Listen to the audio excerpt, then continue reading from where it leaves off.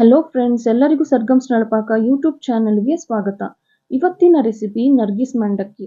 ಇದೊಂದು evening snacks ಆಗಿ ತುಂಬ ಚೆನ್ನಾಗಿರುತ್ತೆ. ಮಾಡ್ಕೊಂಡು ತಿನ್ನೋದಕ್ಕೆ ಕಾಫಿ ಹಾಗೂ ಟೀ ಜೊತೆ ತುಂಬಾ ಚೆನ್ನಾಗಿರುತ್ತೆ. ಇದೊಂದು ದಾವಣಗೆರೆಯ ಒಂದು ಸ್ಪೆಷಲ್ ರೆಸಿಪಿ ಅಂತಲೇ ಹೇಳ್ಬೋದು. ನರ್ಗಿಸ್ ಮಂಡಕ್ಕಿ ತುಂಬಾ ಸುಲಭವಾದ ರೀತಿಯಲ್ಲಿ ಮಾಡ್ಕೊಳ್ಬೋದು. ಇದು ತುಂಬ ಚೆನ್ನಾಗಿರುತ್ತೆ ಹಾಗೂ ಬೇಗ ಕೂಡ ಆಗುತ್ತೆ. ಮಳೆಗಾಲದಲ್ಲಂತೂ ಸಾಯಂಕಾಲ ತಿನ್ನೋದಕ್ಕೆ ಒಂದು ಒಳ್ಳೆಯ ಸ್ನ್ಯಾಕ್ಸ್ ಅಂತಲೇ ಹೇಳ್ಬೋದು. ಮಕ್ಕಳು ಕೂಡ ತುಂಬ ಇಷ್ಟಪಟ್ಟೆ ತಿಂತಾರೆ. ತುಂಬ ಮೈಲ್ಡ್ ಆಗಿ ಇರುವಂತಹ ರೆಸಿಪಿ. ಇದಕ್ಕೆ ಏನೆಲ್ಲ ಸಾಮಗ್ರಿಗಳು ಬೇಕು ನೋಡ್ಕೊಳ್ಳೋಣ ಬನ್ನಿ. ಮೊದಲಿಗೆ ನಾನು ಒಂದು ಬಾಣಲಿಲಿ ಒಂದು 6 ಟೀ ಸ್ಪೂನ್ ಅಷ್ಟು ಎಣ್ಣೆನ ಹಾಕ್ಕೊಂಡಿದ್ದೀನಿ. ನಂತರ 1 ಟೀ ಸ್ಪೂನ್ ಅಷ್ಟು ಜೀರಿಗೆನ ಹಾಕ್ಕೊಳ್ತೀನಿ. ಜೀರಿಗೆ ಸಿಡಿದ ನಂತರ 1 ಕಪ್ ಅಷ್ಟು ಕರ್ಬೇವಿನ ಸೊಪ್ಪನ್ನ ಹಾಕೊಂಡು ಅದು ಕೂಡ ಫ್ರೈ ಮಾಡ್ಕೊತೀನಿ. ನಂತರ ಒಂದು 10 ಹಸಿಮೆಣಸಿನ್ಕಾಯಿನ ಕೂಡ ಹಾಕೊಂಡು ಅದು ಕೂಡ ಎಣ್ಣೆ ಒಳಗೆ ಸ್ವಲ್ಪ ಫ್ರೈ ಮಾಡ್ಕೊಳ್ತೀನಿ. ಇದೊಂದು ಸ್ವಲ್ಪ ಕ್ರಿಸ್ಪಿ ಆಗೋ ತನಕ ಚೆನ್ನಾಗಿ ಫ್ರೈ ಮಾಡ್ಕೊಳ್ಳೋಣ. ಯಾಕಂದರೆ ಇದನ್ನು ಒಂದು ವಾರ ಬೇಕಾದ್ರೂ ನಾವು ಸ್ಟೋರ್ ಮಾಡ್ಕೊಂಡು ತಿನ್ಬೋದು. ಹಾಗಾಗಿ ನಾವು ಇದನ್ನು ಚೆನ್ನಾಗಿ ಫ್ರೈ ಮಾಡ್ಕೊಳ್ಳೋಣ. ನೋಡಿ, ಈ ರೀತಿ ಚೆನ್ನಾಗಿ ಎಣ್ಣೆ ಒಳಗೆ ನಾವು ಫ್ರೈ ಮಾಡ್ಕೊಳ್ಳೋಣ.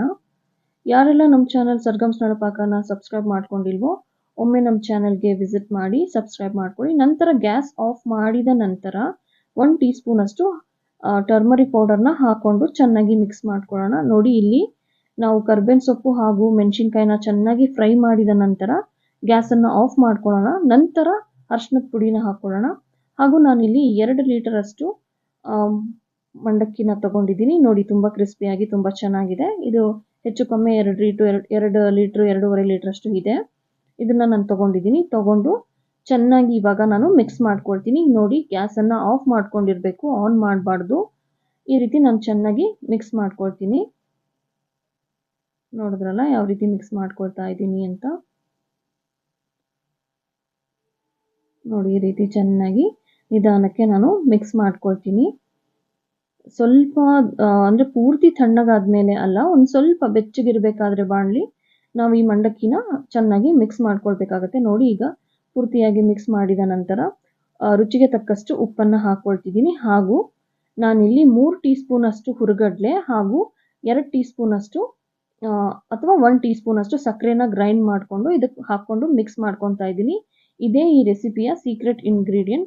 ಇದನ್ನು ಹಾಕೋದ್ರಿಂದ ಫುಲ್ ಟೇಸ್ಟೇ ಚೇಂಜ್ ಆಗುತ್ತೆ. ಇದು ಒಂದು ಟೇಸ್ಟ್ ಮೇಕರ್ ಆಗಿ ವರ್ಕ್ ಮಾಡುತ್ತೆ. ಟೇಸ್ಟಲ್ಲಿ ಬಹಳಷ್ಟು ವ್ಯತ್ಯಾಸ ಆಗುತ್ತೆ. ಮೊದಲೇ ಬೇರೆ ಥರ ಟೇಸ್ಟ್ ಇರುತ್ತೆ. ಆದರೆ ಈಗ ನಾವು ಕಡಲೆ ಪುಡಿ ಹಾಗೂ ಸಕ್ಕರೆ ಪುಡಿನ ಹಾಕ್ಕೊಳ್ಳೋದ್ರಿಂದ ತುಂಬಾ ಒಂದು ಅದ್ಭುತವಾದ ರುಚಿ ಬರುತ್ತೆ. ಯಾರು ಕೂಡ ಈ ಸ್ಟೆಪ್ಪನ್ನು ಮಿಸ್ ಮಾಡ್ಕೊಳ್ಬೇಡಿ. ನರ್ಗಿಸ್ ಮಂಡಕ್ಕಿ ಮಾಡೋ ವಿಧಾನ ಇದೆ. ಇದಕ್ಕೆ ಮೇನ್ ಇಂಗ್ರೀಡಿಯೆಂಟ್ಸೇ ಹುರಿಗಡಲೆ ಪುಡಿ ಹಾಗೂ ಸಕ್ಕರೆ ಪೌಡರು. ಹಾಗಾಗಿ ಕೊನೆಯದಾಗಿ ಎಲ್ಲ ಮಿಕ್ಸ್ ಮಾಡಿದ ನಂತರ ನಾವು ಇದನ್ನು ಮಿಕ್ಸ್ ಮಾಡ್ಕೊಳ್ಳೋಣ. ನೋಡಿ, ಎಷ್ಟು ಗರಿಗರಿಯಾಗಿ ಎಷ್ಟು ಚೆನ್ನಾಗಿ ಕಾಣಿಸ್ತಿದೆ ಅಂತ. ಬಣ್ಣ ಕೂಡ ತುಂಬ ಅದ್ಭುತವಾದ ರೀತಿಯಲ್ಲಿ ಬಂದಿದೆ. ಬನ್ನಿ, ಇದನ್ನು ನಾವು ಸರ್ವ್ ಮಾಡ್ಕೊಳ್ಳೋಣ. ಮತ್ತೆ ಸಿಗೋಣ ನಮ್ಮ ಮುಂದಿನ ರೆಸಿಪಿಯಲ್ಲಿ.